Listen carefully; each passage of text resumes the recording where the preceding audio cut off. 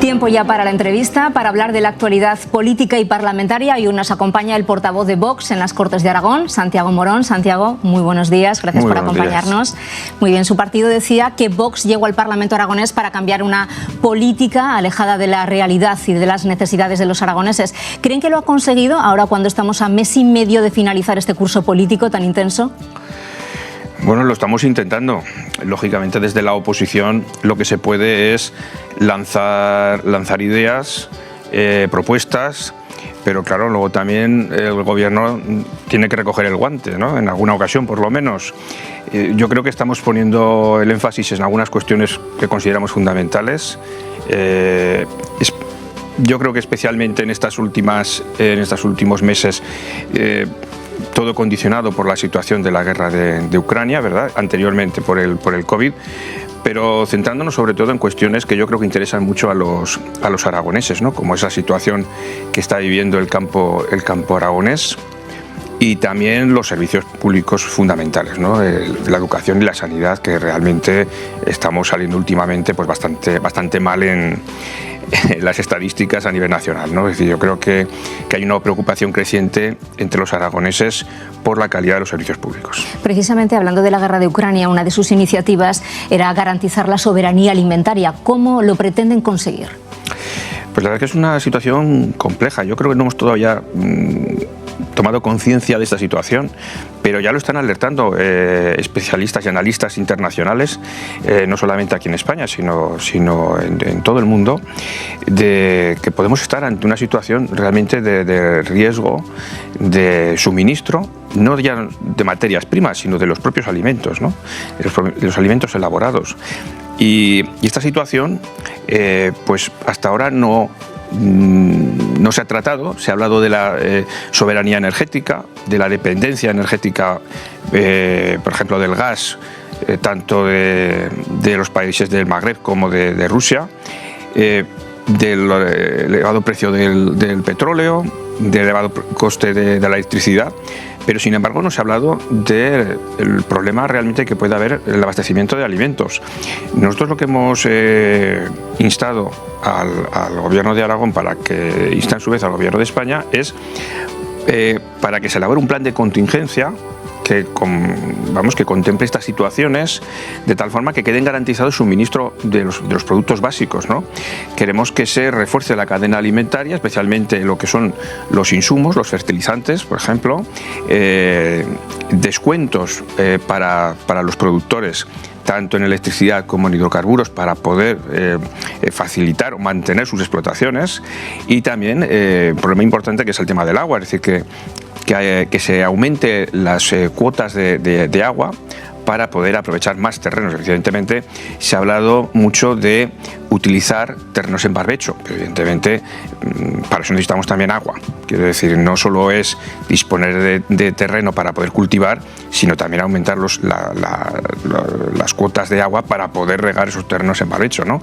Entonces entendemos que esas son un poco las líneas fundamentales que tiene que poner en marcha el Gobierno de España para poder garantizar que no se vayan abajo este sector fundamental, sector primario, y que se garantice la supervivencia de estas familias que viven del campo y que producen alimentos, y por supuesto que al final podamos ir al supermercado y podamos comprar los alimentos sin ningún tipo de restricción y con total normalidad, ¿no?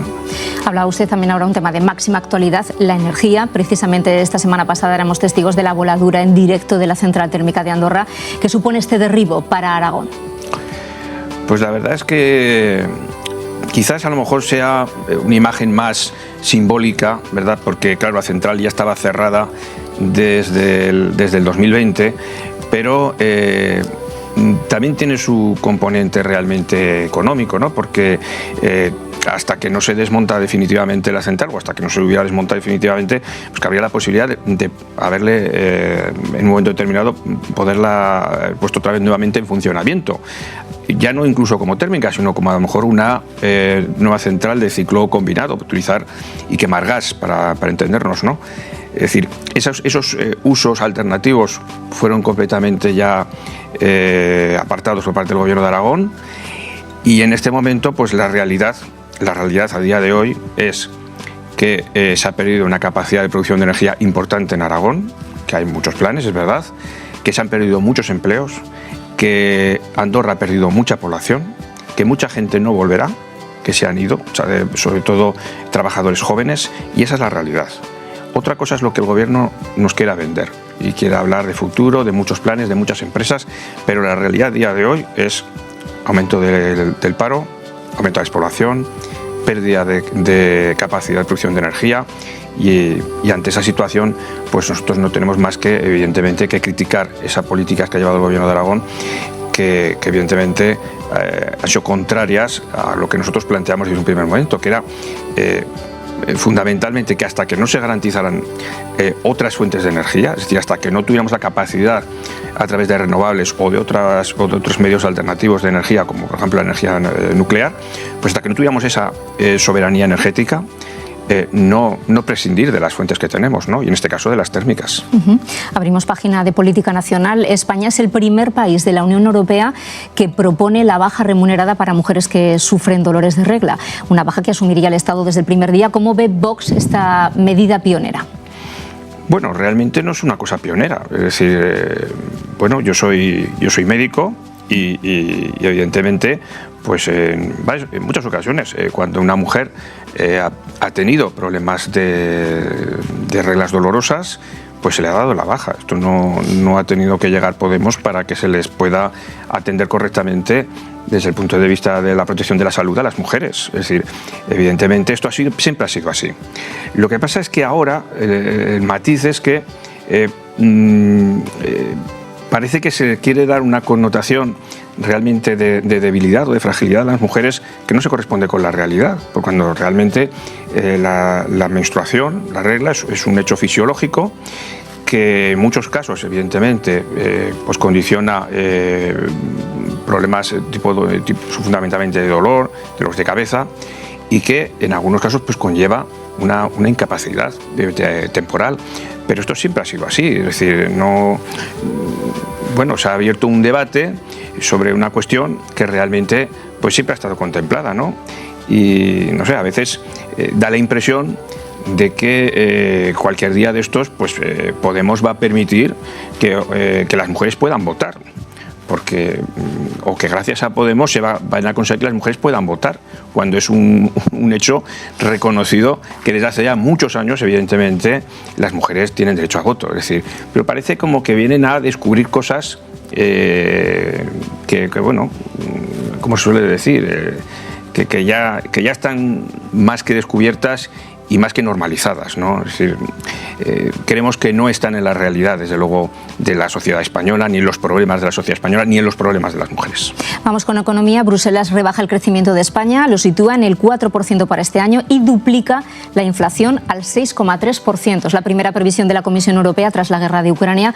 ¿Cómo ven ustedes el futuro económico de España y de Aragón, concretamente? Pues lo vemos con mucha preocupación, porque aparte de esos datos macroeconómicos, que evidentemente hay que tenerlos en cuenta, al final esos datos macroeconómicos se trasladan a la economía doméstica. Y la economía doméstica, generalmente los datos suelen ser peores. Es decir, por ejemplo, en la inflación, los datos de inflación se corresponden más o menos con el precio de la cesta de la compra. Pero, sin embargo, como en esos datos de inflación entran otros componentes, también el precio de la vivienda y otra serie de componentes, al final resulta que los precios de la cesta de compra el incremento de los precios de la cesta de compra es superior a la inflación. Entonces, cuando estamos hablando de inflaciones del 6, del 7, del 8%, estamos hablando probablemente de incrementos en el precio de la compra superiores a 2 dígitos. Es decir, estamos hablando de las cosas de comer. Ya no estamos hablando de grandes proyectos empresariales, ni como muchas veces se refieren los sindicatos al beneficio de las empresas que se tienen que repartir. No, estamos hablando de las cosas del comer. Y evidentemente es una situación que la vamos a sufrir todos y que aparte de esos datos macroeconómicos, que evidentemente también hay que trasladarlos a al freno del crecimiento, ya que muchas empresas probablemente pues no van a poder hacer frente a estos elevados precios de la electricidad y los hidrocarburos, pues lo que está claro es que todos lo vamos a sufrir, todos, no va a haber nadie que se libre. Si hay alguien que piensa que porque tiene un trabajo fijo va a salir adelante en la crisis, pues evidentemente lo va a pasar mejor que el que a lo mejor tenga cada día que pelear desde su puesto de autónomo para salir adelante, pero al final todos lo vamos a sufrir, ¿no? Y la verdad es que nosotros lo vemos con mucha preocupación, ¿no? Creemos que el gobierno, tanto de Aragón como el gobierno de España, tienen que tomar medidas, anticiparse a estas situaciones para no dejar caer a empresas que a lo mejor luego ya no van a tener una recuperación posible. Muy bien. Santiago Morón, muchísimas gracias por acompañarnos. Que pase buen fin de semana. Muy bien. Hasta aquí el tiempo para este repaso de la actualidad política y parlamentaria. Les emplazamos a la semana que viene. Muchísimas gracias por acompañarnos y que pasen muy buen fin de semana.